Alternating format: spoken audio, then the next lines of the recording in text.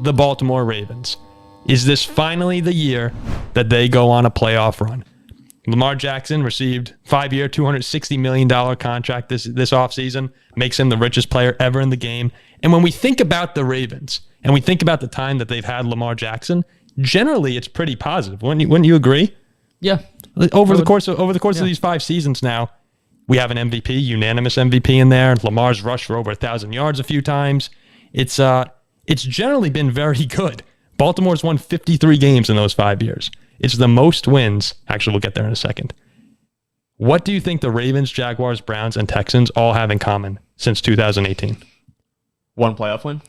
One playoff win or less. Oh, okay. The Ravens have won 53 games the past 5 years. It's the second most wins in a 5-year span with one or less playoff wins, with the Matt Ryan's Falcons from 2008 to 2012 being the most wins in that span. So they've been generally That's not the comparison successful. You want. No, it's a horrible comparison, but they've been generally very successful up until the postseason. A 1-4 playoff record for Lamar. Well, that's the Ravens record. Lamar's 1-3 in those games. And here's just some crazy stats before we get into what we expect for this season. In the playoffs, Lamar has the 1-3 record compared to 45-16 regular season. His passer rating, 68.3. In the regular season, it's 96.7. That 28.4 point differential is the 5th largest drop-off in NFL history from a quarterback's performance regular season to postseason. The touchdown to interception ratio, 4 touchdowns, 7 turnovers in the playoffs in his career. And then another big one, the Ravens offense, 13 points per game with Lamar at quarterback in the playoffs compared to 28 in the regular season. It's the largest drop-off by any quarterback with multiple playoff starts since 2000. That 15 points right there. So I just want to put it out there. Jack has like the biggest grin coming out right now. You can see Jack. You can see Jack. Throughout this entire thing, I see Jack's face. He's like trying to hold back a little smile. You know what I'm going to say? They're going to go 7. They're not that good. No, but I mean, you can't. The regular season, they dominate. They've been one of the best teams in the NFL in the regular season, and the postseason comes. They're the 3rd best team in the division. And a lot of it's Lamar's durability now, too. He's had season-ending injuries the past 2 years. So yeah, well, I look at this Baltimore team, and we'll get into the conversation now. They added a lot of pieces this offseason. But they just, every year, they come in with these high expectations, and we think, could this be the year that they finally break down the door, and then in the playoffs they disappoint? So, Ziggy, after all these offseason moves that they've made, are you confident in Baltimore heading into next year? People are viewing them again as one of the top contenders in the AFC. I really do think they are, and for the following reason. Like, Lamar's weapons have been terrible. You get into the playoffs, and it's a different kind of game, right? Teams have time to scheme for you. They're going to send their absolute best. They can commit to locking down their guy if they need to. But you look at who Lamar Jackson's starting wide receivers were in the last game he started for the Ravens. It was Deshaun Jackson, Devin Duvernay, and Demarcus Robinson. That's tough. Right? Not one of those guys is a wide receiver 3 on a decent team. You look at who they're going to be rolling out with week 1, barring an incredible injury in the offseason. And it's Rashad Bateman, Odell, and Zay Flowers. That's your boy. So you hope with those kinds of receivers, combined with like Mark Andrews and Todd Munken now, who actually knows how to run a passing game, unlike Greg Roman, there's a lot to believe that this team's going to be able to be a little bit better and not be as easily beaten in the postseason. So yeah, I do think if things go how I expect them to, this team will be a real threat because Lamar's good. Everyone knows that, except maybe Jack. Would you agree with him, or it sounds like you're predicting 7-10? I think Baltimore's a decent team with pretty good pieces. Who am I surprised if they go the divisional round? No, but I don't think that they're a top 4 or 5 team in the conference. I'm not going to say I'm not going to sit here and say they're going to AFC Championship game. I'm assuming that you'd have Kansas City, Buffalo, Cincinnati. I'd have the Jets with Rodgers. Cincinnati. Would you have Pittsburgh. The Steelers too? Yeah, I think we're better than them. Jacksonville.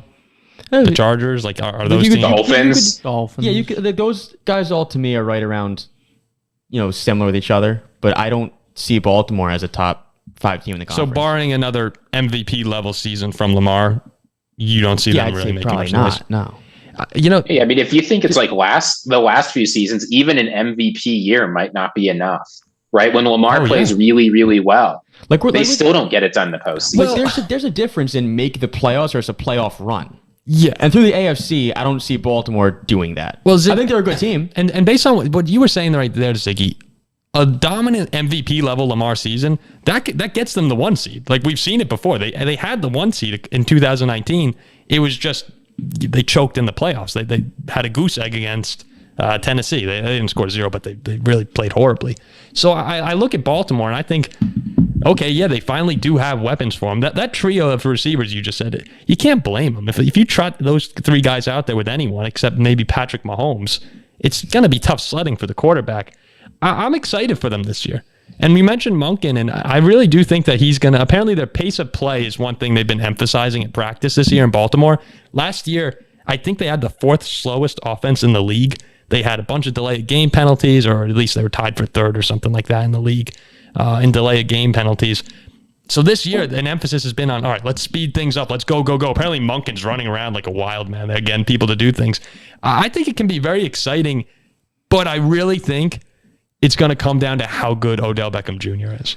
Yeah, look, this is the most attractive on paper that we've seen Baltimore in a while, with Zay Flowers and Odell and Mark Andrews, Lamar healthy. And Bateman missed most of last season, too. Yes, so we don't even really know yeah. what he is. So it will be exciting to see how that AFC North can play out. Like, am I shocked if Baltimore wins 11 games against the division? No.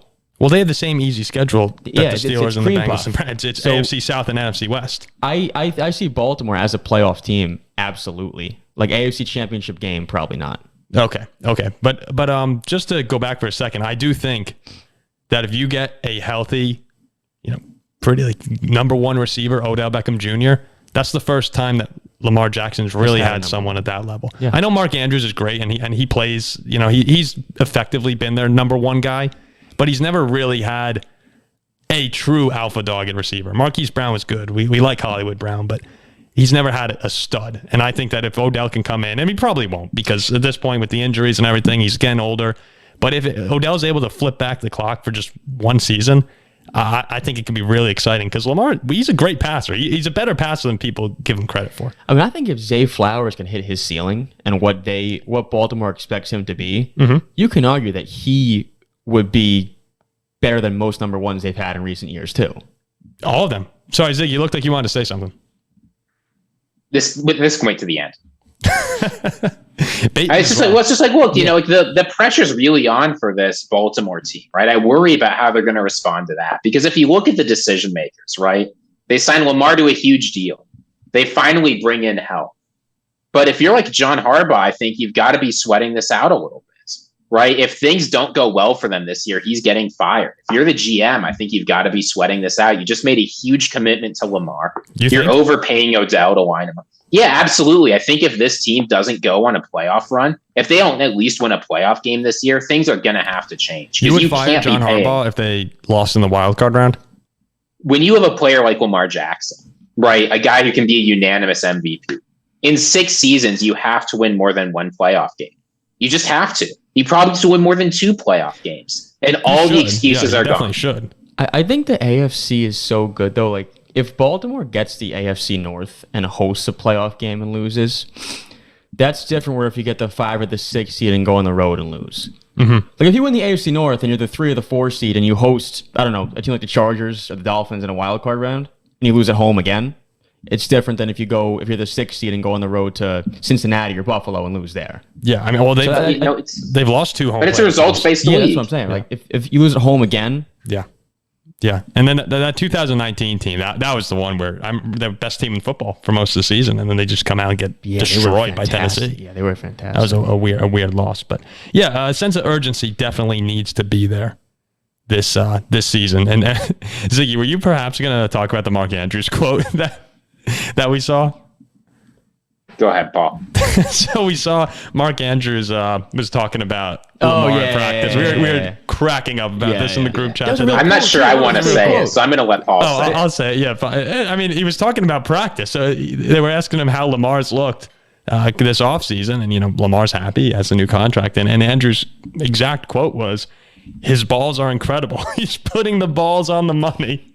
Yeah, I saw you sent that in our chat. And I'm like, oh, that's funny, like fake tweet. I'm like, wait a minute, that's like a ball sack sports tweet. Yeah, I'm like, but then I saw you actually said it. I'm like, what? I mean, I'm sure in proper context, it was just like, Yeah, he's throwing it really strong right now. His ball's been incredible. It's putting it on the money. Yeah, it's like just sounds maybe not. Look, if team building is what you need, right?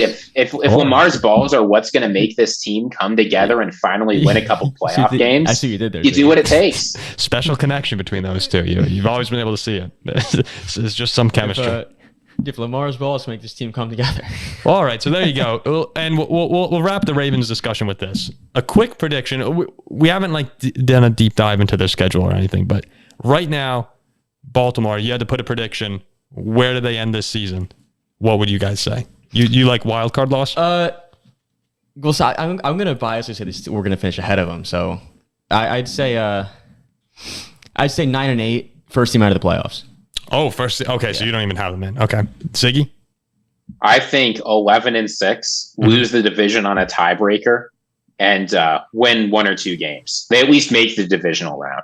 Okay, I think a wild card loss.